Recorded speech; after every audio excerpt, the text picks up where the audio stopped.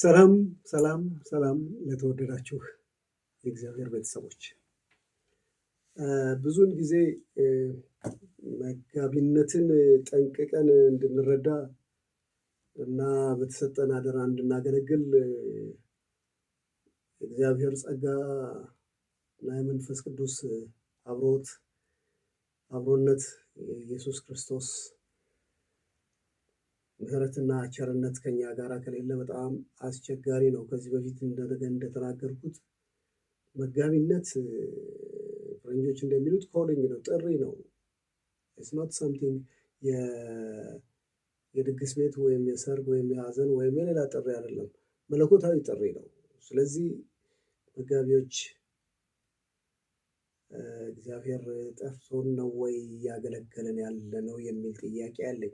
በሌላ አቅጣጫ ደግሞ መጋቢ ምንድነው? በጣም ከሚነሱ ነገሮች ውስጥ የትኛውን ቦታ ላይ ዲስከሬጅ የሚያደርግ ሳይሆን ኢንከሬጅ የሚያደርግ ኮንፈርት የሚሰጥ ማለት መንፈስ ቅዱስ አጽናኝ እንደሆነው በእኛ ውስጥ ደግሞ መጋቢ ከሆንን የምናጽናና ሰዎች እንድንሆን እግዚአብሔር ይፈልጋል። ከዛ በተረፈ ደግሞ መጋቢ እንደ ሂለርም ነው። መቼም ስለ ፈውስ ስናነሳ 3 አይነት ፈውሶች አሉ። አንደኛው ይሄ ሁልጊዜ መንፈሳዊ ፈውስ ነው ሰው የሚፈልገው። ብዙ ነገሮችን በብዙ መሳሪያዎች ያልተቻሉት ነገሮች መንፈሳዊ ፈውስ አንድ ሰው እንዲያገኝ መጋቢ በእግዚአብሔር ፊት የሚተጋና ለሰዎች መንፈሳዊ ወይም ስፒሪቹዋል ሂሊንግ የሚተጋ መሆን አለበት። በሁለተኛ ደረጃ በዚህ በሂሊንግ ወይም በፈውስ ላይ የሚሰራው አካላዊ ፊዚካል ሂሊንግ ውስጥ መስራት አለበት። ይህ ፊዚካል ሂሊንግ ብለን የምንለው ለሰዎች እንድንጸልይ መብት ተሰጥቶናል። መለኮታዊው ስጦታ በእኛ ውስጥ ያልፋል። ስለዚህ ሁልጊዜ ለበሽተኞች አካላዊ ችግር ላለባቸው ሰዎች በተለያየ መንገድ መጸለይ ከአንድ መጋቢ ይጠበቃል ማለት ነው። መቼም መጋቢ ምንድን ነው ማለት ነው? የፈውስ መሳሪያ ነው። ማን ነው የሚሰራበት? ቅዱሱ እግዚአብሔር እንደወደደው በተሰጠው ስልጣን አማካኝነት ይህንን ፈውስ ይሰራል። ሶስተኛው መጋቢ እግዚአብሔር የሚጠቀምበት የፈውስ አይነት ኢኮኖሚካል ሂሊንግ ነው። ሰው በኢኮኖሚካል ሂሊንግ ብለን ስንል በተለያዩ ነገሮች በርደን ይጫንበታል። ለመኖር፣ ቤተሰቡን ለማስተዳደር፣ ለማገልገል፣ ለመገልገል፣ ለመማር፣ ለተለያየ ነገሮች በምድር ላይ የግድ ምን ያስፈልገዋል? ኢኮኖሚካል ሂሊንግ ወይም የኢኮኖሚ ፈውስ ያስፈልገዋል። ስለዚህ አንድ መጋቢ የፈውስ ሰራተኛም ነው ብለን ስንል መንፈሳዊ ፈውስን፣ አካላዊ ፈውስን እንደገና ደግሞ ኢኮኖሚያዊ ፈውስ ላይም መጋቢ ለሰዎች የሚጋደልና ይህ ስጦታውን ለሌሎች እንዲሁ በነፃ የተቀበለውን በመስጠት የሚያገለግል መሆን አለበት። ሌላ መጋቢ ምን መሆን አለበት? አምላኪ መሆን አለበት። የሚያመልክ የሚያስመልክ፣ ህዝቡን ጥሎ ያገኘበት ቦታ የሚሮጥ አይደለም። እግዚአብሔር በሰጠው አድራሻ፣ በሰጠው እረኝነት፣ በሰጠው በጎች፣ እዛ ውስጥ በጎች፣ ጠቦቶች፣ እንደገና ግልገሎች አሉ። የነዚህ እረኛ አብሮ ምን የሚያደርግ ነው? የሚያመልክ፣ አምልኮ የሚያስመልክ መሆን አለበት። ይህንን በፍጹም ልንዘነጋው የማይገባ ከህዝቡ መካከል ጠፍተን ህዝቡን አምልክ ብለን የሆነ ሰው መድበን ወደ ፈለግንበት የምንሄድበት ጉዳይ አይደለም። አንድ መጋቢ ወርሺፐር ወይም አስመላኪም ብቻ አይደለም፣ አምላኪ ጭምር አብሮ ከህዝቡ ጋር የሚኖር ማለት ነው። መጋቢ ከዛ ባለፈ ጸሐፊ መሆን አለበት። የሚጽፈው የተቀበለውን ራዕይ ነው የሚጽፈው። በውስጡ የሚፈልቀውን የህይወት ውሃ ምንጭ ጌታ ኢየሱስ ክርስቶስ ማን ነው የሚለውን ነገር ነው የሚጽፈው። ይህንን ደግሞ ወደ ህዝብ ማቅረብ አለበት፣ ማስተማር አለበት። ለዚህ ደግሞ እንዲበቃ ራሱን ዕለት ዕለት በእግዚአብሔር ቃል ላይ መትጋት አለበት። በምድር ላይ ስንኖር እግዚአብሔር የእረኝነት ከሰጠን እረኛ ደግሞ በጎቹን ወዴት እንደሚመራ፣ ግልገሎቹን እንዴት እንደሚያሰማራ፣ እንደገና ደግሞ ጠቦቶችን እንዴት አቅፎ እንደሚይዝ ራሱ አውቆ ከዛ በኋላ እንዴት ደግሞ እንደሚመራቸው መመሪያና እቅድ፣ ፕሮግራም፣ አጀንዳዎች ይዞ ሁልጊዜ በጽሁፍ ላይ የሚያተኩር መሆን አለበት። እንግዲህ በዚህ ደረጃ ላይ ከሆነ መጋቢ ደግሞ ሪኮንሲለር ወይንም ምን የሚያደርግ ነው? አስታራቂ ነው። የሚያጣላ አይደለም።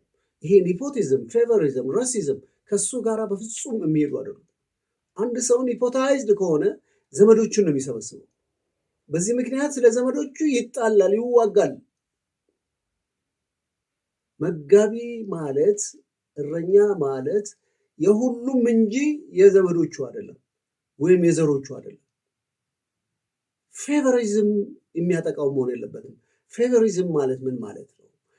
ሁልጊዜ እጅ የሚነሳ ሰው፣ ለሱ የሚሰግድ ሰው፣ እሱ ጋር ጋሼ፣ ፓስተርዬ፣ መጋቢ እንደዚህ ብሎ የሚለውን ሰው አይደለም። ኢኪፕድ የሆነ ኃላፊነት የሚሰማው የሚያስፈልገውን ነገር ለእግዚአብሔር ሕዝብ ሊጠቅም የሚችለውን ሰው ነው ማስጠጋት ያለበት። ይሄ ማለት ምን ማለት ነው? አሁን ሁልጊዜ ቅድም እንዳልኩት በዘረኝነት ወይም በቤተሰባዊነት የታቀፈ ሰው ግጭት ውስጥ መግባቱ አይቀርም። እንደገና በጓደኝነት በራስ ዙሪያ በሚያጠነጥን ነገር በፌቨሪዝም የተያዘ ከሆነ በንካ የተያዘ ከሆነ መጋቢ ጤነኛ አይደለም ማለት ነው። ሶስተኛው ራሲዝም፣ ቅድም እንዳልኩት ከቤተሰባዊነት ያለፈ ደግሞ ራሲዝም ወይም ይሄ ትራይባሊዝም በነገሮች በምን የተሳሰረ መሆን የለበትም። ስለዚህ ምንድን ነው የሚሆነው? መጋቢ ሁልጊዜ እነዚህን አይሁድ የለም፣ ግሪክ የለም፣ ጨዋ የለም፣ ባሪያ የለም፣ ሁሉም በክርስቶስ ምን ሆኗል ብሎ የሚያምን ሰው አንድ ብሎ ጠብስ እንዳይመጣ ሁልጊዜ ሪኮንሲለር ወይም አስታራቂ፣ የፎርጊቭነስ መሳሪያ፣ የይቅርታ መሳሪያ መሆን አለበት። ከዛ ባለፈ አድሚኒስትሬተር ነው፣ አስተዳዳሪ ነው። እንዴት አድርጎ ሃንድል እንደሚያደርግ ያለ አድሎ ሚዛናዊ በሆነ መንገድ የሚያስተዳድር ነው። ቅድም ባልኳቸው ነገሮች የታጠረ ከሆነ እንዴት ያስተዳድራል? ይሄ ማስተዳደር ደግሞ መጽሐፍ ቅዱስ ውስጥ እንደተቀመጠው አንድ መጋቢ መጀመሪያውኑ ቤቱን ሊያስተዳድር ካልቻለ ይላል እንዴት ሌሎችን ያስተዳድራል? ስለዚህ ከቤቱ ጀምሮ የሚመራውን ሕዝብ እንዴት ማስተዳደር እንዳለበት ካላወቀ አደገኛ ነው። ስለዚህ ጥሩ አስተዳዳሪ መሆን አለበት። አስተዳዳሪነት ማለት በጽድቅ በቅድስና በእውነት እግዚአብሔርን በመፍራት መሆን ያለበት። ከዛ ባለፈ ደግሞ ኦቨርሲር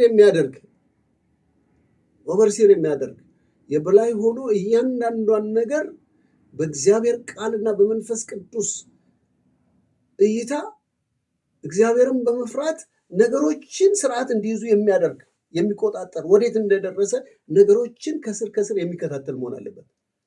አለበለዛ ጤነኛም አይደለም የሆነው። ስለዚህ ሁልጊዜ አንድ ነገር በቃ አንድ ጊዜ ለገሌ ሰጥቻለሁ ብሎ መጋቢ የሚተው አይደለም። ሁልጊዜ ነገሮችን ከስር ከስር የሚከታተልና የጎደለ ነገር ካለ እንዲሞላ፣ የተበላሸ ነገር ካለ እንዲስተካከል፣ ቅድም ያልኳቸውን ከላይ ያሉት ማስታረቁንም ሌሎችም ነገሮች የሚሰራው ምን ሲያደርግ ነው? ኦቨርሲር ሲያደርግ ነው። እነዛን ነገሮች ኮንትሮል ሲያደርግ ነው። በበላይ ሆኖ እያንዳንዱ ነገር ምን ደረሰ ብሎ ፊድባክ የሚያገኝበትን ሜካኒዝም ሲያዘጋጅ ነው። ከዛ ባለፈ ደግሞ አስተማሪ መሆን አለበት፣ መምህር መሆን አለበት። ብዙ ጊዜ የምታዩቸው በተለይ በእኛ ሀገር አንዳንድ ቦታ ላይ እየተለመደ ነው። መጋቢዎች በሌላው ዓለም በቀጥታ ተከታታይ ትምህርት ነው የሚሰጡት። ግን ዝም ብለው አይደለም፣ ተምረው በህይወታቸው ኖረው ያንን ትምህርት የማይሰጡ ከሆነ ላይፍ የለውም። አንዳንድ ጊዜ አመጋጋቢ እንዳንሆን እገሌን ልፈልግ የሚል መጋቢ መጀመሪያ ይሄ መጋቢ ሳይሆን አመጋጋቢ ነው ብሎ የሚሉት አነጋገር ትክክል ነው ማለት ነው። ስለዚህ መጋቢ ሁልጊዜ የሚተጋና የሚያስተምር ለህዝቡ የሚጠቅም መሆን አለበት። በተጨማሪ መጋቢ እንደ አስተማሪ ብቻ ሳይሆን ለማንኛውም ሰው እንደ ቅርብ ጓደኛ መሆን አለበት። ጌታ ኢየሱስ ክርስቶስ እንኳን ከዚህ በኋላ ባሪያ የጌታውን ሚስጥር አያውቅምና ከዚህ በኋላ ምኖቼ ናችሁ ብሏል፣ ወዳጆቼ። ወዳጅ የማድረግ ባህሪ ሁሉ ሰው ይወደዋል ማለት አይደለም። ቤተክርስቲያን ውስጥ ብዙ ዥጉርጉር ነገር አለ። ባህር ውስጥ እንደሚሆን ሁሉም አሳ አይደለም ባህር ውስጥ ያለው። ነገር ግን ሁሉንም እግዚአብሔር በሰጠው ጸጋ የመሸከም ትከሻ እንዲኖረው በጸሎትም እንደ እግዚአብሔር ቃልም የሚያግዙትንም እንደ አሮን እና ሆር አብሮ ነገሮችን መጠቀም በጣም አስፈላጊ ነው። ስለዚህ ይህንን አደራ ለማለት ነው። እነዚህ ጉዳዮችን በጥቂቱም ቢሆን ለማንሳት የሞከርኩበት ሀሳብ እንግዲህ እኔም ከዚህ ጎራ ስለተቀላቀልኩኝ እግዚአብሔር እኔን የሚርዳኝ እናንተ መጋቢዎችንም ጌታ